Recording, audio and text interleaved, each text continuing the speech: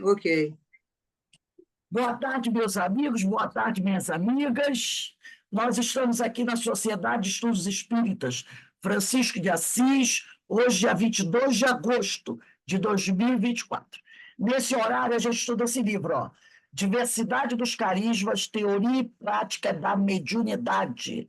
Nós estamos estudando o capítulo 14, que trata da aura, mas já avançamos um pouquinho, né? E hoje vamos começar do parágrafo que diz assim: o pioneiro do estudo científico. Mas antes da gente começar, a gente vai levar o nosso pensamento ao alto, a Jesus, agradecendo ao Senhor a oportunidade que nós temos de estarmos aqui reunidos para estudar, para aprender, para crescer juntos. Que o Senhor nos abençoe hoje, agora e sempre. Graças a Deus. Agora vamos todos juntos, porque tem que ser assim, tem que ser junto. Não pode ficar um para trás, nada. É todo, ou vai todo mundo junto ou não vai ninguém. É assim. Vamos todos juntos. Então tá lá. O pioneiro no estudo científico, quer dizer, aquele que primeiro começou a fazer esse estudo da aura, lembrando, a aura é a atmosfera espiritual, porque era esse o termo que Kardec usava. Quem quiser, pega seu lapisinho, puxa uma setinha em cima da palavra aura e escreve atmosfera espiritual. Então, o pioneiro no estudo científico da aura foi o Dr. Walter Kilner, médico inglês, nascido em 1847, em plena Inglaterra vitoriana, numa família tradicionalmente dedicada à medicina. Seu pai, John, foi membro do SISU, quer dizer, da sério, né? Daquele colégio muito organizado, Royal College, e seu irmão Charles Scott Kilner, também médico de prestígio e competência. O Dr. Walter Kilner pesquisou a aura humana, a atmosfera espiritual humana, durante uma boa parte de sua vida profissional, familiarizado com estudos de Röntgen e Blondit, bem como de Reichenbach e outros. Kilmer teve a ideia, aí por volta de 1908, de que a aura humana poderia se tornar visível mediante o uso de um filtro colorido apropriado. Suas experiências nesse sentido levaram-no ao emprego da dicianina, um corante extraído do alcatrão. A substância tem a propriedade de produzir certo grau de miopia, que, por sua vez, leva o observador a perceber mais facilmente a radiação da faixa ultravioleta. Então, é um produto que o pessoal usava, né? Aonde a tua visão diminuía e aí você tinha mais facilidade de perceber essa, essa aura, né? Em 1911, o Dr. Kilner encontrou-se em condições de duplicar suas observações e conclusões no livro intitulado Atmosfera Humana, está em inglês, né? Atmosfera Humana, que era acompanhado de algum material de pesquisa, inclusive óculos especiais para dicianina. É igual o pessoal do usa óculos 3D, então ele também criou um óculos. Esse livro provocou inevitável celeuma entre seus colegas médicos, que não lhe pouparam estocadas irônicas de olímpico desapreço, tais como esta, publicada em longo artigo crítico, né? Jornal Britânico de Medicina, 6 de janeiro de 1912. É igual o Mesmer, né? Quando o Mesmer também começou a fazer as pesquisas dele sobre magnetismo, debocharam dele, fizeram um monte de piadinhas. Se fosse hoje, eles iam dizer que fizeram memes sobre ele. Só que depois que ele morreu, eles pegaram o estudo de Mesmer e repaginaram.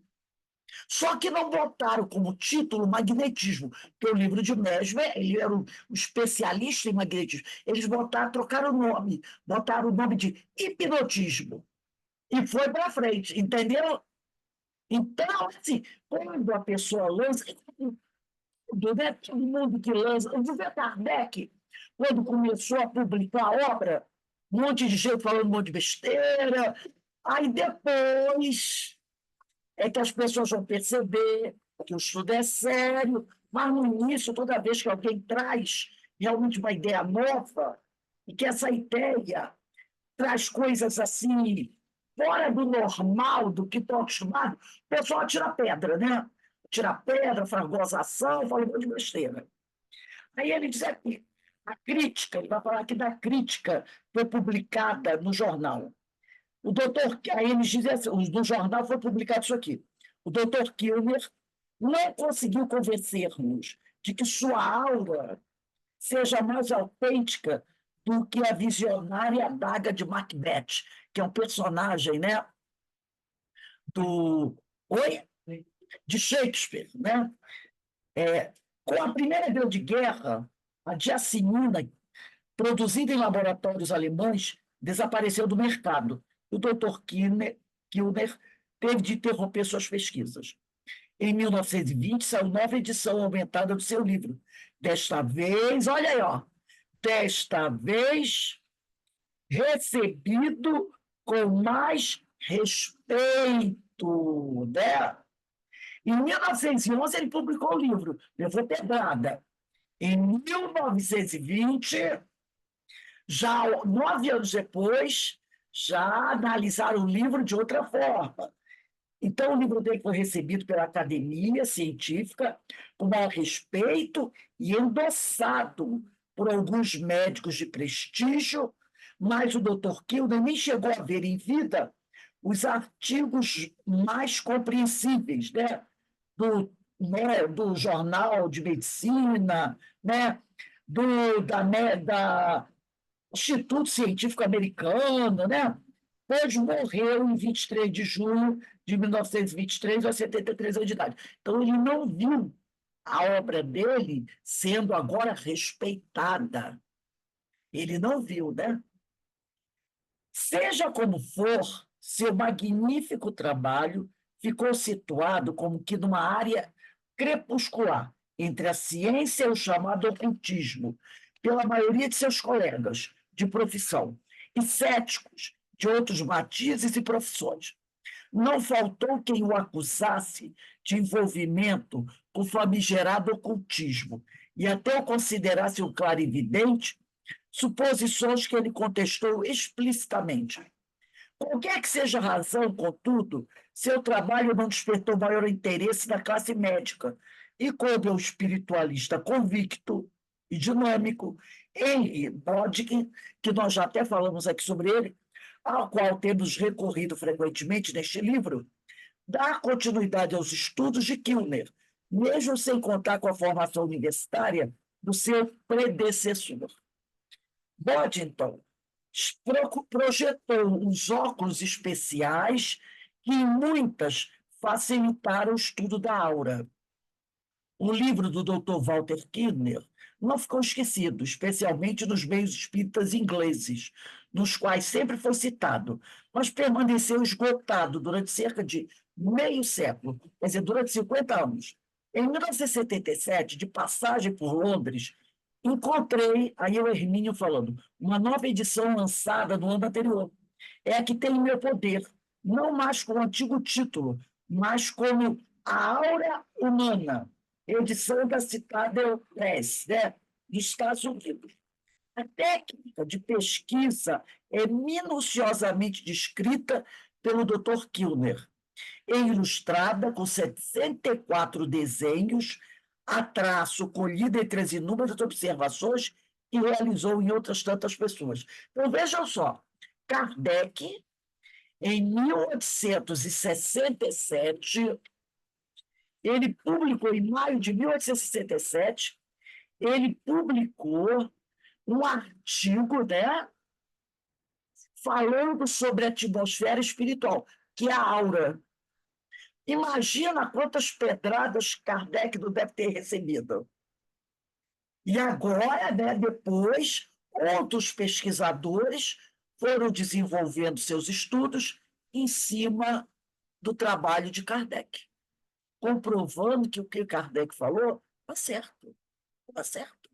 E a Revista Espírita é diferente do Livro dos Espíritos, porque no Livro dos Espíritos, os textos, as perguntas, as respostas são dos Espíritos, mas na Revista Espírita são artigos escritos pelo próprio Kardec.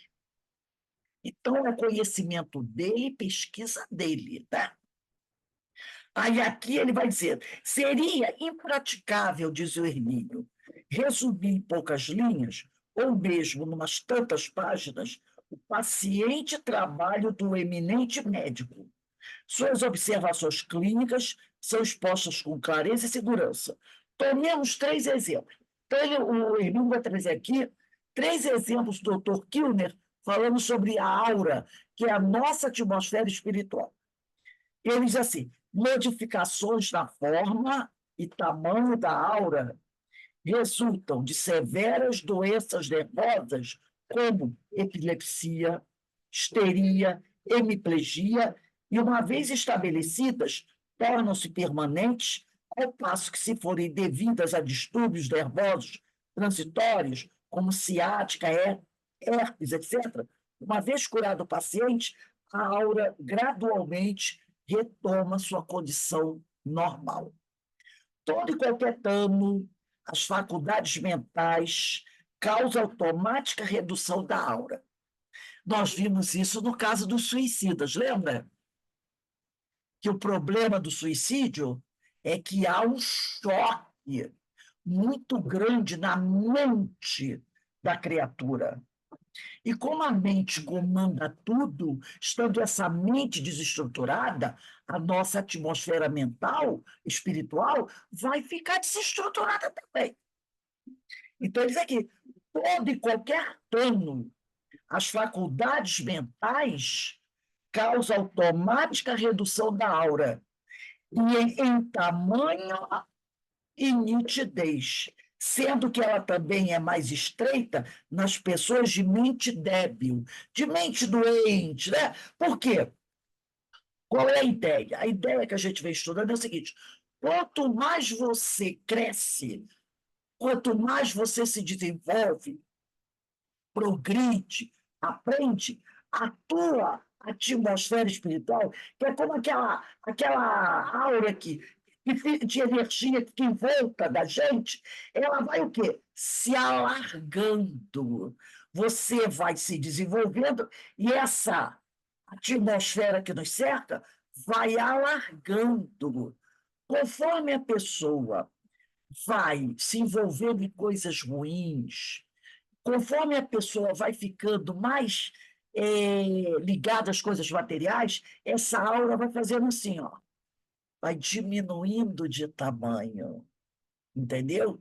E as cores dela, que são muito radiantes quando o espírito é elevado, nesse caso de diminuindo, ela também vai ficando mais opaca, mais escura, mais sombria, retratando essa mente desequilibrada. Entendeu? Por isso que ele diz aqui: todo e qualquer dano às faculdades mentais causa automática redução da aura em tamanho e nitidez, sendo que ela é também mais estreita nas pessoas de mente débil. Tais fatos dão apoio à observação de que os mais sofisticados centros cerebrais estão intimamente interessados na geração de energia áurica, que é a energia espiritual. Quando o paciente desmaia, a aura perde muito de seu brilho e se reduz em tamanho. As alterações resultam, provavelmente, da temporária exaustão. Então, isso se encontra no livro dele, né? Aí o Raimundo vai dizer assim: pouco adiante, declara ele que, a despeito de sua natural repugnância, teve a oportunidade de examinar alguns cadáveres. E em nenhum deles encontrou qualquer traço de aura. Então, ele não encontrou a aura em cadáver. Porque cadê o espírito? foi embora.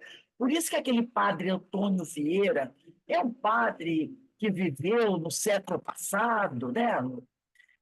1800 e pouco, por aí, ou 1700, ele dizia assim: você quer saber o que é alma? O que é a alma?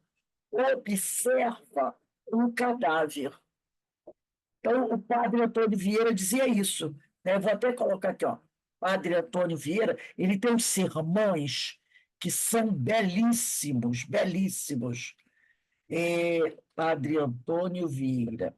Ele tem uns sermões, tem até um livro publicado, Os Sermões do Padre Antônio Vieira. Ele nasceu, nem eu falei século XIX, nada, ele nasceu no século XV, no dia 6 de fevereiro de 1608, em Lisboa, Portugal, e faleceu em 18 de julho de 1697, em Salvador, na Bahia. Então, ele é do século XV, né? E ele morreu com quase 89 anos. Naquela época, viver 89 anos não era fácil, não. Então, o padre Antônio Vieira dizia isso. Você quer saber o que é uma alma? Observa um cadáver. Quem já viu um cadáver ali, sabe o que eu estou dizendo. Não tem, mesmo que o cadáver esteja de olho aberto, vamos pensar num cadáver de olho aberto. Mesmo que os olhos dele não estejam esbranquiçados, estejam assim, aparentemente normais, porque tem pessoas que quando morrem, o globo ocular fica todo esbranquiçado, né? Mesmo que ele esteja com o olho normal, olhar um cadáver, você percebe que não tem nada ali, não tem nada ali. Né? Então, é o que ele dizia: se você quer saber o que é a alma, observa o cadáver. Não tem vivacidade, não tem brilho no olhar. É igual Vocês já olharam bem para uma pessoa que é cega, mas que tem um globo ocular normal? Observa. Quando você estiver perto de uma pessoa que é cega, mas o globo ocular dela não é manchado, é normal, igual o nosso. Você vai entender isso, porque o globo ocular fica parado, entendeu? Ele fica parado. Ele é normal, não tem mancha, mas ele não tem brilho, porque a pessoa não enxerga. Então, é que ele fala aqui, né? É, ele observou o cadáver e nenhum deles encontrou qualquer traço da aura, dessa energia que envolve um ser humano vivo. O fato não lhe constitui surpresa, dado que já havia observado que este fenômeno ocorria mesmo nos estados de hipnose. Observou também certa perda de nitidez da aura nos casos de doença do paciente. Isso dá para a gente entender. Conforme a pessoa vai perder, vai ficar doente, muito grave, a energia dela vai o quê? Diminuindo. Se a energia vai diminuindo, essa atmosfera espiritual dela também vai se reduzindo, né?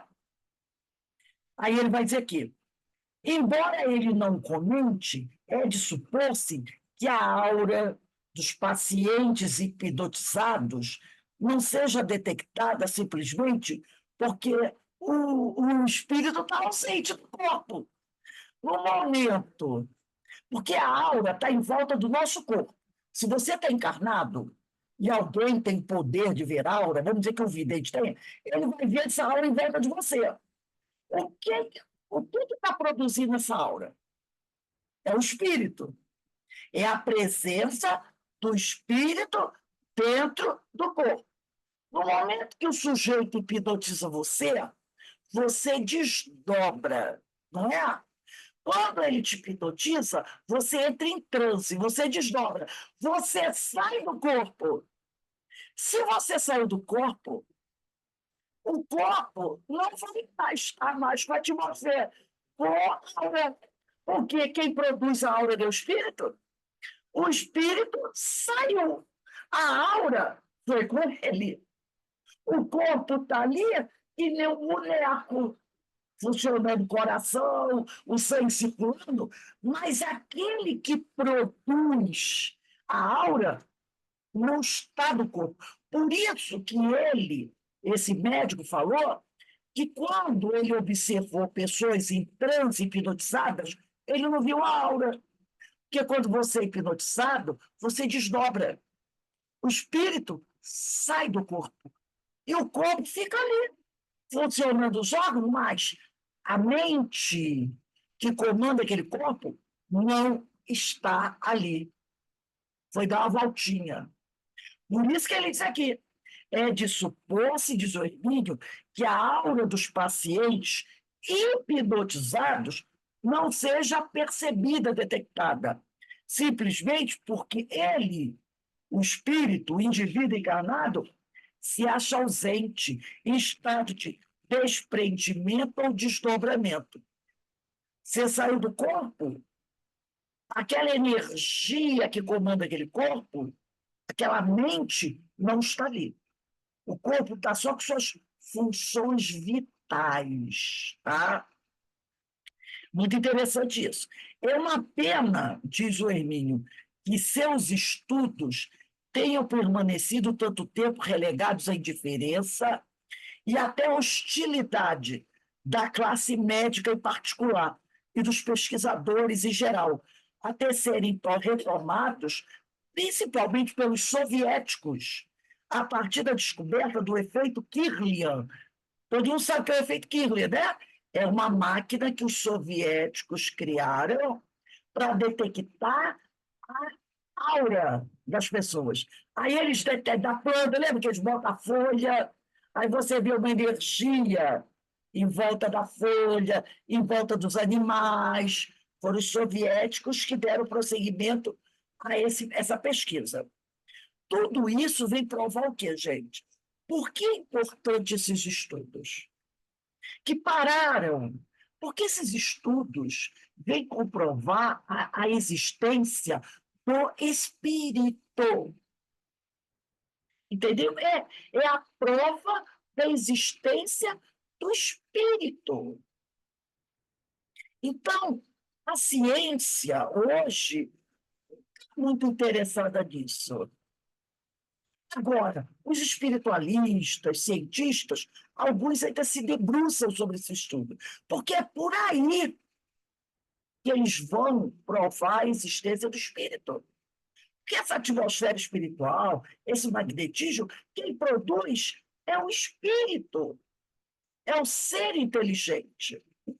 Aí ele diz aqui, segundo observações do Dr. Kilmer, qualquer alteração da saúde do indivíduo se reflete na aura, na nossa atmosfera espiritual. Qualquer problema de saúde que você tenha vai se refletir na nossa aura. Aí sabe o que a gente vai lembrar? Das rezadeiras. Aí você começa a entender, espinhela caída, o sujeito está debilitado. Ah, eu trouxe a criança aqui. Outro dia a Denise até falou um termo aí que eu esqueci, e também diziam, Denise, vê se você lembra desse termo que você falou aí. Ventre virado. Ventre virado.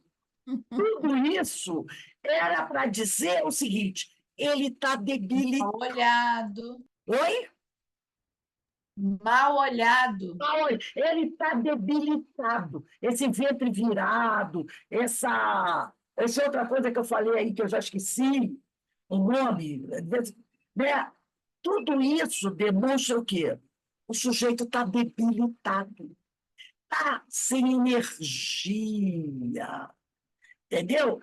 Então, quando você fica doente, a tua energia diminui. Aí levava para a rezadeira para ela aplicar um passe. E ela dava o quê? Passe magnético.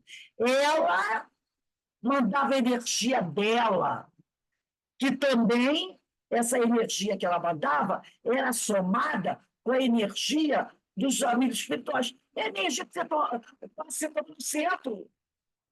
Então, essas mulheres eram médiums. médios passistas, médios de cura. Então, ela fazia uma oração, que todas elas sempre foram muito religiosas, elas faziam uma oração, aí o amigo espiritual vinha, derramava sobre ela a energia dele, que se somava à que ela tinha, e ela dava o passe em você. E a criança saía dali, ó, o cara mais energizado. Era isso aí, entendeu? Então, ele diz aqui, qualquer alteração na saúde do indivíduo se reflete na outra. Eu quero ver uma pessoa que esteja muito doente e que esteja superativa. Você não fica, você não consegue.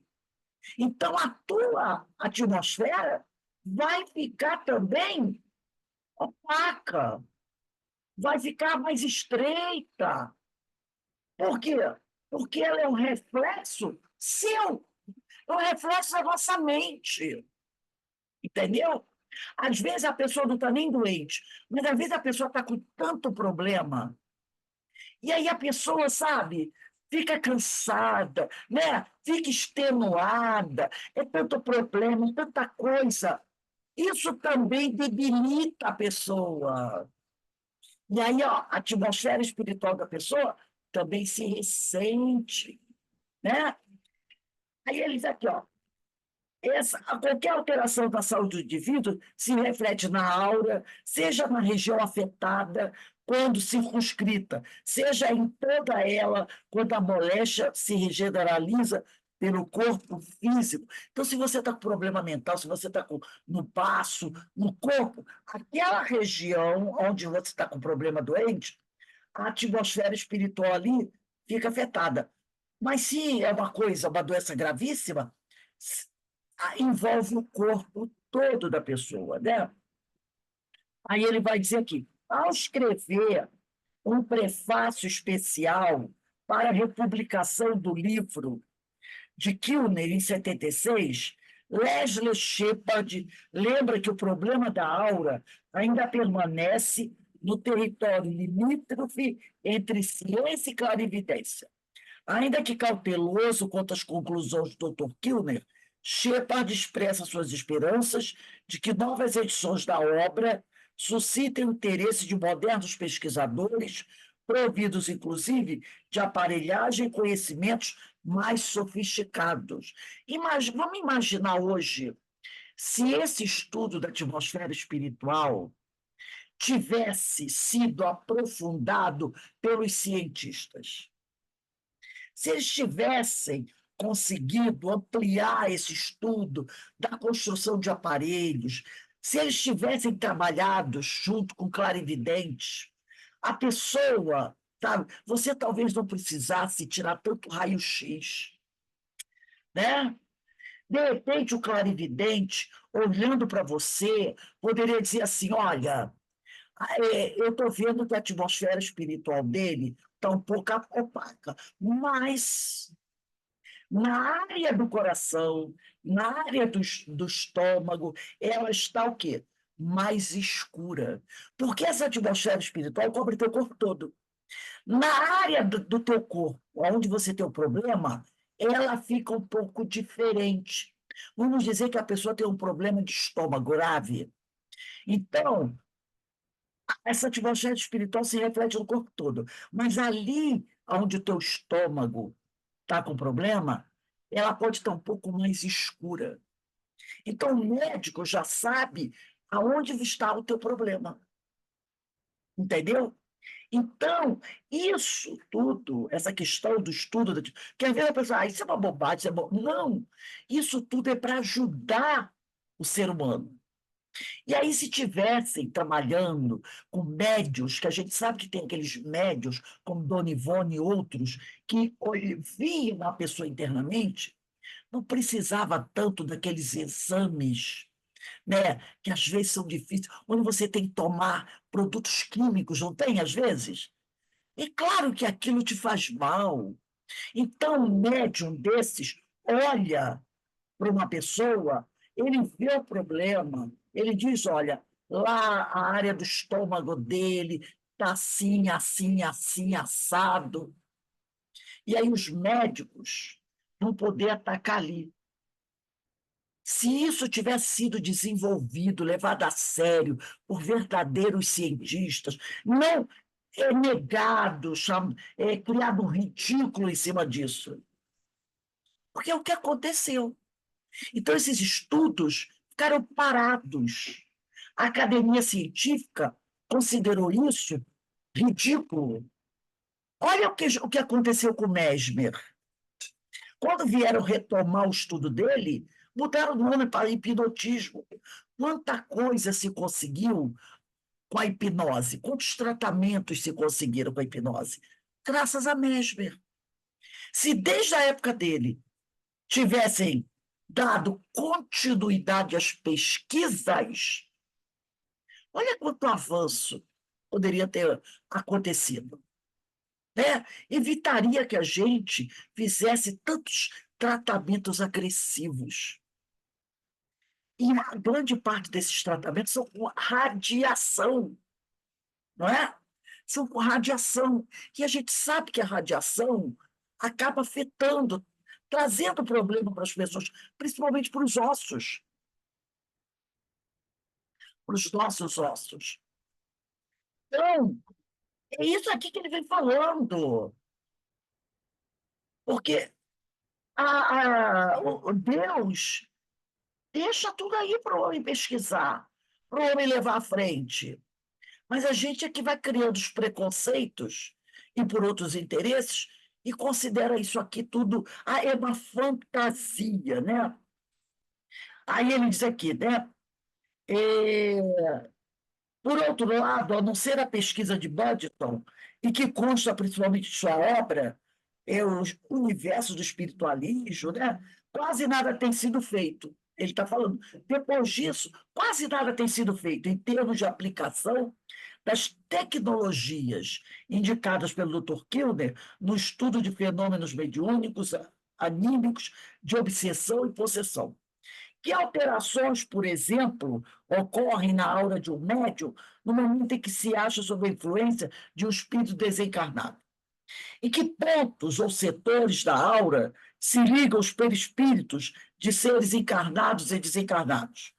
Que distúrbios provoca o acoplamento do perispírito de um invasor espiritual em sua vítima? Que características especiais oferece a aura de um médium em potencial ou em atividade? Que alterações ocorrem na aura de uma pessoa que ministra passes ou que os recebe? Inúmeras são as referências de R. Budgeton à aura em seus escritos, mas é no capítulo 8, que eu não vou ler, que está escrito em inglês, que encontramos uma exposição mais ampla sobre o assunto. Não expandir o nosso próprio estudo, além dos limites que estamos procurando impor-lhe, tentarei um resumo das principais observações do competente autor inglês. A aura, volto a dizer, puxa uma seta, atmosfera espiritual, para a gente não esquecer nunca disso, que Kardec, em 1867, podemos dizer aqui, uns 50 anos antes desses médicos fazerem essas pesquisas, ele já falava sobre isso, né?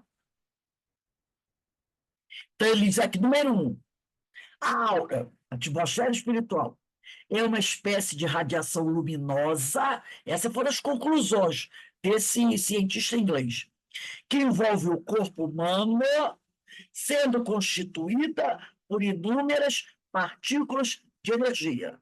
Kardec já tinha dito isso.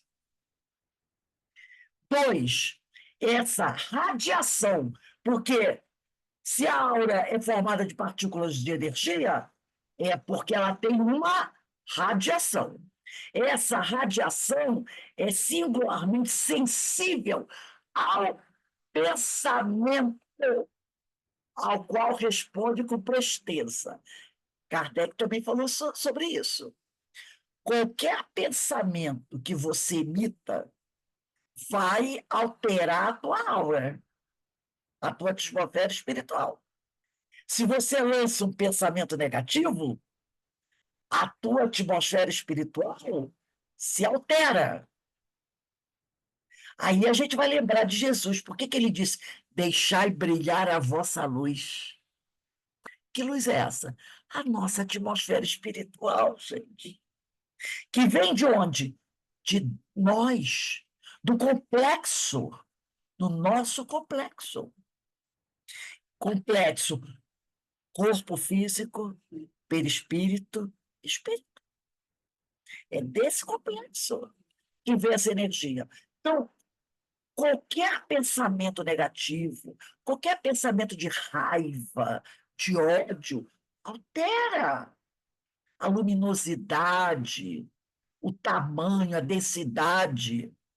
Da mesma forma, boas ações, pensamentos para cima, também muda a nossa atmosfera espiritual, porque é com essa atmosfera que nós somos identificados. Quando a gente está em desdobramento ou desencarnada, não tem o corpo físico, mas a gente tem espírito, perispírito, e tem atmosfera espiritual. É assim que a gente é enxergado lá. Os espíritos botam o olho na gente. Eles veem o quê? Atmosfera espiritual. Se ela está assim, marronzinha, cinzinha, já sabe. Se ela está luminosa, eles, opa. Aí a gente lembra do livro Das Fronteiras da Loucura, psicografia de Valdo Pereira Franco, pelo espírito Manuel Filomeno de Miranda, quando o doutor Bezerra estava fazendo uma incursão com o Manuel Filomeno de Miranda e outros, naquela região lá do centro da cidade, do Campo de Santana, onde tinha aquele presídio, na época ainda tinha, Frei Caneca. E aí o doutor Bezerra começa a fazer uma prece naquela região onde tinha muitos espíritos sofredores, espíritos agressivos, maus. Ele começa a fazer uma prece. E conforme ele vai fazendo uma prece, a irradiação dele, a atmosfera espiritual dele vai o quê?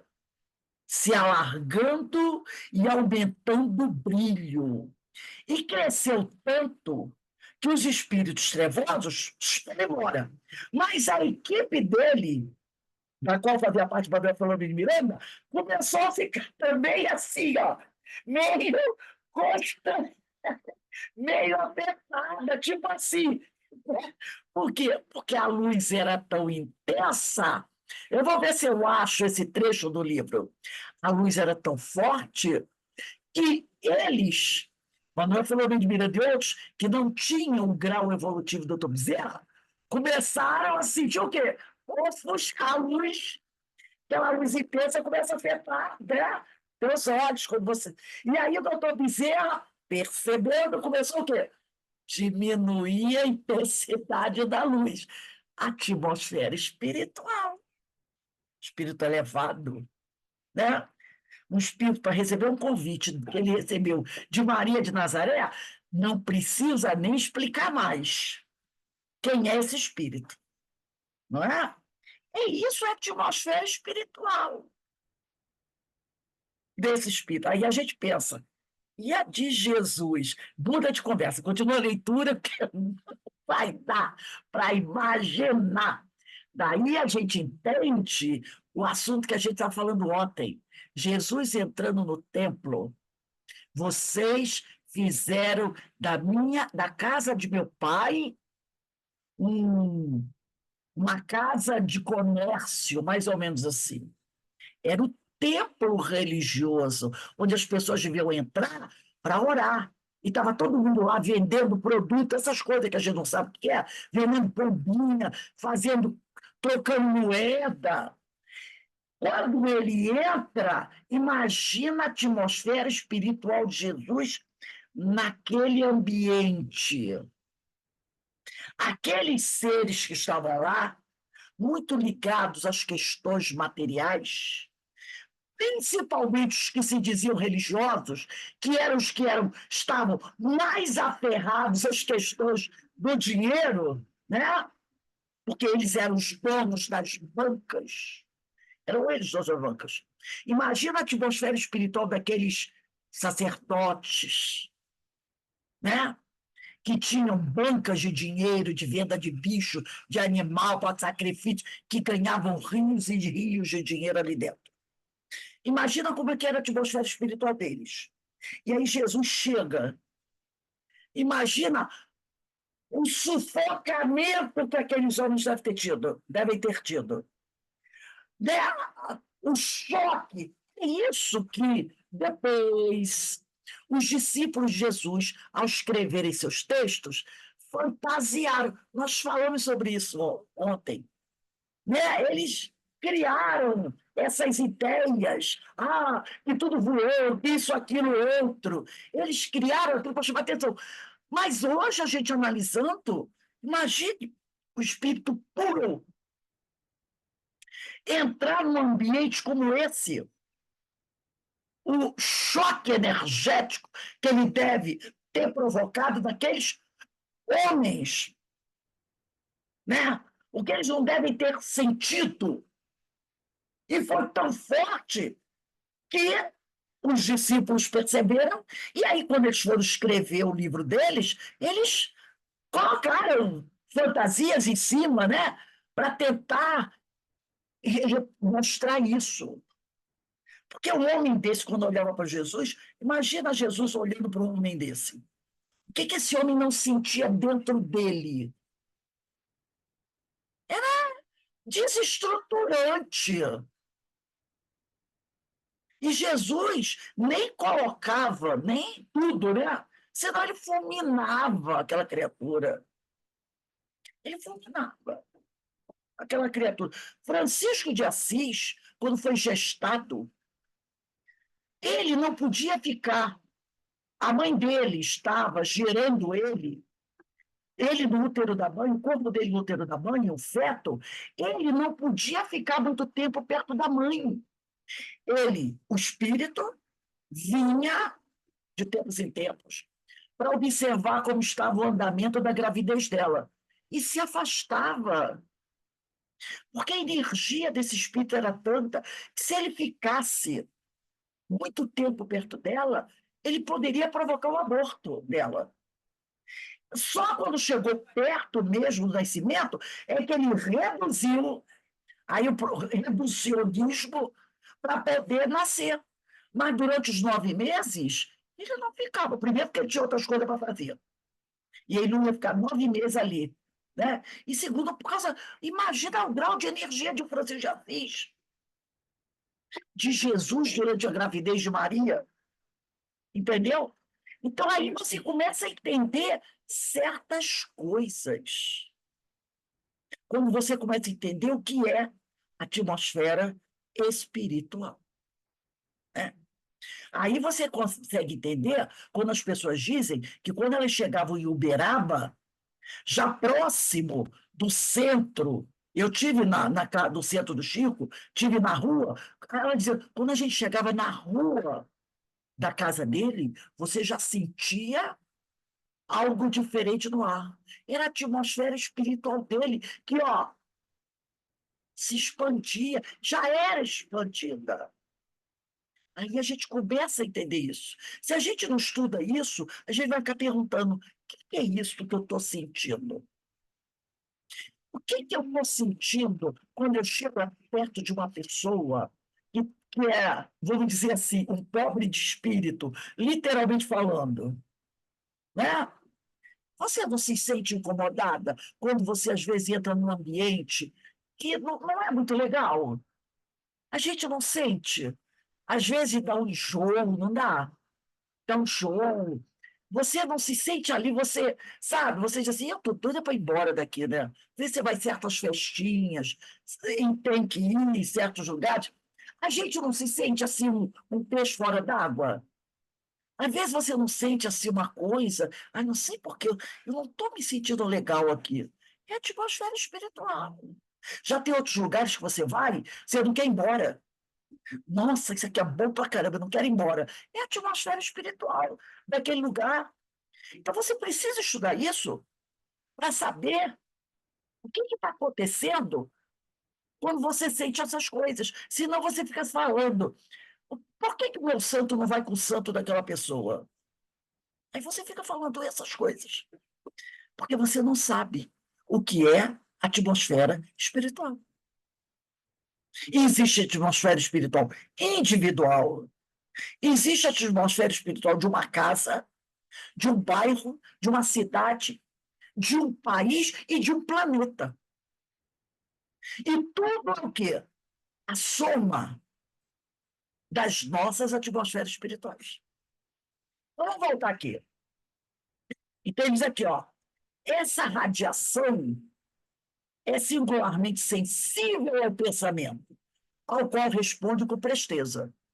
Você pensou, tua atmosfera espiritual se altera. Aí ele diz aqui, a aura funciona como parte integrante da consciência. Sua qualidade, aspecto, coloração, formato, varia segundo os temperamentos, o caráter e a saúde das pessoas.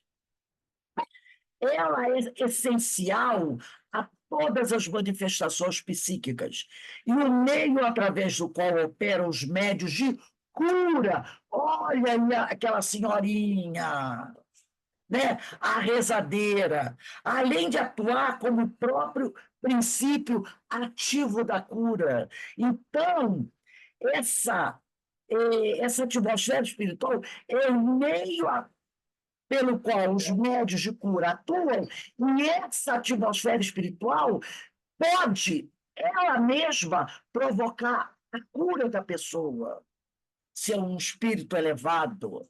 Lembra? A tua fé te curou quando aquela mulher tocou a bainha da roupa de Jesus?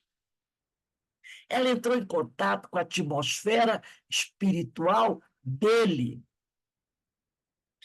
O fato de algumas pessoas serem médiums e outras não, levou os espíritos a aceitarem, como hipótese de trabalho, a teoria de que os médiuns irradiam uma substância psíquica específica, que forma um vínculo semimaterial entre eles próprios e seus comunicantes invisíveis.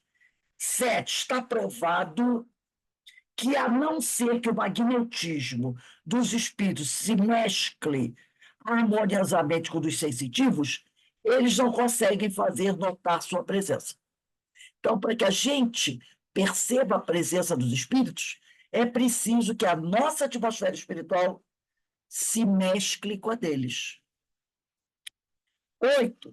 Devidamente manipulada e condensada por um impulso da vontade, já vimos que ela se deixa influenciar facilmente pelo pensamento, a atmosfera espiritual. A aura se apresenta como ectoplasma, matéria-prima para a produção de pequenos bastões, eles chamam de pseudópodes, quer dizer, pé falso, que chama, ou materializações. Como ela reage ao pensamento e ao choque exatamente, como o corpo humano, pode-se concluir que ela constitui, essa aura, uma extensão do nosso sistema nervoso, quando a gente está encarnado. 9. A formação desses bastonetes é como se fossem bastonetes mesmos. E pseudópodes, das sessões de materialização, resulta, na opinião de Banditon, de um esforço consciente da vontade do médium e não de uma inconsciente exteriorização sua, segundo afirmam os materialistas e negadores em geral. Faço uma pausa para dizer algo acerca do termo pseudópode, que literalmente quer dizer pé falso. O dicionário de Aurélio nos diz que a palavra serve para conceituar a saliência protoplasmática que se forma na periferia dos leucócitos e das amebas e outros protozoários, servindo-lhes para a locomoção. Esta é a razão pela qual se chama pés falsos, porque não são a rigor pés, mas servem para que essas bactérias possam caminhar. No caso da fenomenologia psíquica de efeitos físicos, especialmente dos deslocamentos de objetos, como vimos no capítulo próprio deste livro, a formação de pseudópodes observado experiências com Eusápia Paladino, quem sabe, né, era uma grande médium, e outros médios não se trata de uma saliência protoplasmática, como na biologia, mas de saliência ectoplásmica. É com esse tipo de pseudópode ou bastonete, já fotografados em algumas experiências, que o sensitivo consegue deslocar objetos sem tocá-los. É como se aquele ectoplasma tivesse esses pezinhos que faz com que o objeto se desloque com qualquer membro ou parte do seu corpo físico. Aí ele vai dizer aqui, prossigamos, no entanto, com Bondton e suas observações acerca da aura. Eu vou parar aqui. Peguem o lápis, Eloá, o lápis, no número 10, bota a data aí, 29/8, no número 10, 29/8 de 24, no número 10, é onde a gente vai conversar semana que vem. Gente, eu sei que esse estudo, para algumas pessoas, pode ser, a pessoa pode achar cansativo, pode achar que é chato, pode achar que não tem necessidade. Mas é através desse estudo que a gente vai entender o que é a atmosfera espiritual, que é chamado de aura, e como ela funciona, e como ela faz parte da nossa vida, em tudo, em tudo. Às vezes, você está ao lado de uma pessoa e essa pessoa toca em você. Você toma um choque. Se for uma pessoa, às vezes, que não tem. A Verinha estava falando sobre isso a aula passada, lembra? Que ela falou sobre aquela companheira que ela tinha uma dificuldade, né? Aquilo é atmosfera espiritual, gente. Às vezes você está num lugar, a pessoa vem e te abraça. Você, às vezes, é uma pessoa que, sabe, você olha assim, a pessoa é boa, você não entende o porquê, a tua reação é aquela de se sentir mal. Às vezes chega ao ponto de você ter até dor de cabeça. Isso é atmosfera espiritual, que é um produto da tua mente. Você produz aquilo da tua mente, da tua conduta. Essa atmosfera espiritual, ela, na realidade, demonstra quem você é. Quem você é. E é aquele detalhe, você não consegue negar. Você não consegue negar, porque ela te revela. Vamos dizer assim, ela te entrega. Ela te entrega. Por isso que a gente não consegue se esconder dos outros espíritos. Dos espíritos superiores, jamais. O espírito reconhece quem você é. Né? Às vezes, você está falando alguma coisa, até na mesa mediúnica, na hora que você está doutrinando, e o espírito olha para você e diz assim: deixa de ser cara de pau, deixa de ser cínico. Você não é nada disso. Eu sei quem você é. Porque ele identifica, ele lê a nossa atmosfera espiritual. Quando nós já falamos aqui, alguns espíritos que estão com muita dificuldade, chegam na mesa mediúnica, às vezes eles não conseguem ver com nitidez o médium, nem as coisas que estão ali naquela sala. Mas ele vê uma luz, e é essa luz que ele vai se aproximando, e é o médium. O que ele está vendo é a atmosfera espiritual do médium. Depois, mais tarde, ele vai conseguir ver. Então, é assim que nós somos identificados no plano espiritual. É o nosso CPF. Não conseguimos enganar ninguém.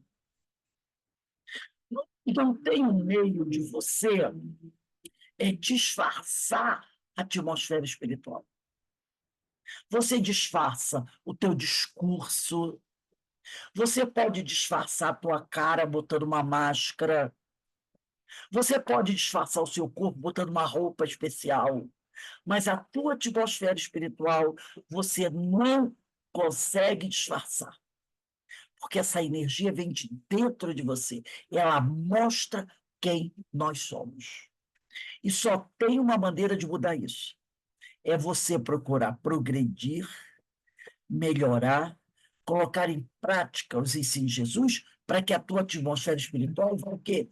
Evoluindo, se transformando em algo melhor. E é através da nossa atmosfera espiritual também que os espíritos que sintonizam conosco, ou que nós sintonizamos com eles, muitas vezes nos alcançam e nos dão uma bela pernada. Porque ele nos encontra. É tipo assim, como ele saísse com um aparelhinho, né, detectando. Opa! Achei. E pela atmosfera espiritual. É assim que a gente é encontrado. Agora, se a gente evoluiu, ele não consegue. Que a tua atmosfera espiritual, ó, mudou o padrão energético, é questão de energia. Então, esse assunto pode parecer cansativo, mas ele é de uma importância extraordinária.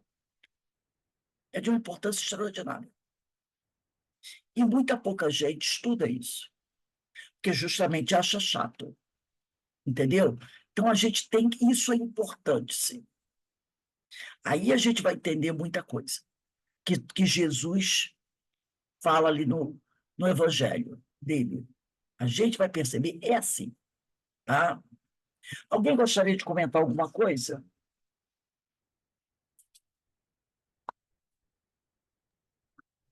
Essa aura, ela se modifica, né? Sim. Hoje ela pode estar de uma certa coloração, amanhã pode estar de outra, né? Isso aí eu achava que era diferente, eu achava que era uma coisa constante. Não, Então, pois é, eu achava que era, vamos dizer, a minha aura é dessa cor e pronto, acabou, né? não. Vamos dizer assim, ela vai variar de acordo com o nosso humor. Sim, temperamento, hoje eu estou brigando com todo mundo, Ela vai mudar de eu acordo com o gosto, nosso humor. eu gosto. Agora, Agora, se as pessoas, né, vamos dizer assim, mergulhassem no estudo da aura, olha só que benefício seria. nós não E ficaríamos. esse óculos aqui, que ele está falando aqui no começo, ele tem essa capacidade, né? É, é. De você coloca o óculos e você enxerga. Não, quem não tem a mediúnica, quem não tem essa capacidade, né? Mediúnica, vamos dizer assim, não vai enxergar nada, eu não enxergo nada. Agora, o óculos seria uma coisa boa. Ele reduz a tua visão, Isso deixando aí. você até como se tivesse uma miopia, para você ver. Outra coisa, se a gente mergulhasse nesse estudo, se a gente realmente tivesse preocupado com isso, nós ficaríamos pouco doentes, Isso. muito pouco doentes. E poderíamos ajudar na cura de muita E gente. outras pessoas. Exatamente. Então, as potencialidades são muitas. É. Muitas. Porque os médiums, esses de cura, eles têm essa capacidade. Então, até que eles olham o corpo físico e eles logo detectam aonde que tá a dor, onde que está o problema, onde está a doença, sei lá. Mas nós, mesmo nós que não somos esses médios ostensivos, nós também podemos curar na nossa atmosfera espiritual. Mas, para isso, você tem que trabalhar essa transformação, essa purificação, essa mudança de pensamento, de ação. Porque você isso aí é uma coisa nossa, é uma energia nossa. Não foi à toa que Jesus diz, deixa brilhar a tua luz. Que se você deixar brilhar a tua luz, você pode curar, você pode salvar vidas. Ele disse, vocês podem fazer tudo o que eu faço e até muito mais. E ele disse isso em todos os aspectos. Esse aspecto é um. Esse aspecto é um. Você pode impor a mão e curar uma pessoa, se for da vontade do Pai. Entendeu? Você pode aliviar dores. Tudo isso você pode, colocando a mão. Os orientais, os chineses, os indianos já fazem isso há muito tempo. Já fazem isso há muito tempo. Entendeu? Eu vou contar uma história, eu não me lembro se eu já contei para vocês. Há uns anos atrás, eu acho que eu já contei, mas vou falar de novo. Há uns anos atrás, a equipe de vôlei masculina do Brasil foi jogar na Europa contra um time da Coreia. E aí, durante o jogo, o nosso levantador, Bruninho, se machucou seriamente. Saiu do campo, saiu de campo. O Brasil estava ganhando o jogo da quadra. E o Brasil estava ganhando da quadra, mas ia continuar, era na Olimpíada, ele ia continuar. Né? E saiu da quadra. Né? Aí acabou o jogo, o Brasil ganhou. E o Bruninho foi levado para o vestiário, o médico do vestiário, o médico brasileiro, disse assim, ó, caso gravíssimo, vai ter que, não vai poder continuar jogando. Aí o médico da seleção da Coreia procurou, ele viu o acidente lá, o rapaz saindo machucado, ele procurou o Bernardinho, falou assim, eu posso examinar o rapaz? Aí o Bernardo disse, não, já foi examinado pelos nossos médicos e disse que tinha acontecido. Ele disse, deixa eu ir lá. Foi no vestiário, o Bruninho estava deitado em cima da maca, cheio de dor. Aí ele virou para o Bernardinho, que é o técnico da seleção, e o pai do Bruninho. Disse assim, pede para esvaziar aqui. Saiu todo mundo do vestiário, ficou ele, o Bernardinho e o Bruninho. Ele impôs as mãos sobre a perna, no lugar luxado, e ficou ali durante uns 5 a 10 minutos. Quando terminou, ele falou para o Bruninho, levanta. Aí o Bruninho, da dor desgraçada, não vou botar meu pé no chão. Quando ele botou o pé no chão, ele conseguiu andar. 2 dias depois, ele estava na quadra jogando. E aí? Mais coreano. Esse povo já estuda isso há muito tempo. Olha a acupuntura. Não é? Eu tive epicondilite, inflamação de tudo isso aqui. Uma dor desgraçada. Uma dor que parecia que o braço ia cair. Uma inflamação, infecção. Já tinha tomado todos os remédios. Nada. Aí comecei a fazer acupuntura. Aquela que bota uma rolha com um negocinho e a mulher... Quando a mulher acendeu o fogo, eu falei, ai, meu Deus do céu. Que ela enfiou uma agulha com uma rolha, né? Aqui acendeu a rolha, o calor da rolha passa pela agulha, né? Que a agulha fica quente, né? Que ela taca fogo na rolha, a rolha esquenta. A agulha esquenta, eu só senti um calorzinho. Com 2, 3 aplicações, a minha inflamação acabou. Nunca mais eu tive problema. E já tinha tomado tudo que era anti-inflamatório do mundo, antibiótico e não tinha problema.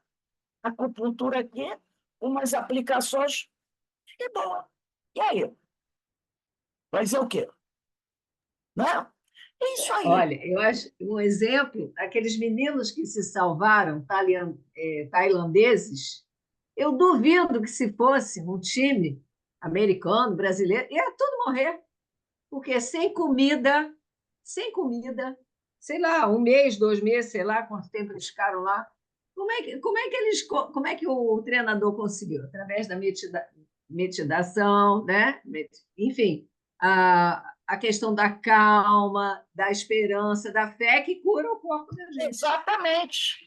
Entendeu? Senão eles não tinham salvado. Assim, não, isso aí é uma ciência milenar. Pois é. Só a gente investir nisso. Né? Por isso que a gente está estudando essas coisas. Então, gente, vai parando aqui. Né? Eu vou colocar aqui para para converter. Daqui a pouco a gente volta para continuar o nosso estudo de Ivone, da Amélia Rodrigues, né? Primícias do Reino. E sempre agradecendo a Deus por todas as bênçãos e oportunidades que a gente tem recebido, que a gente saiba aproveitar bem. Graças a Deus.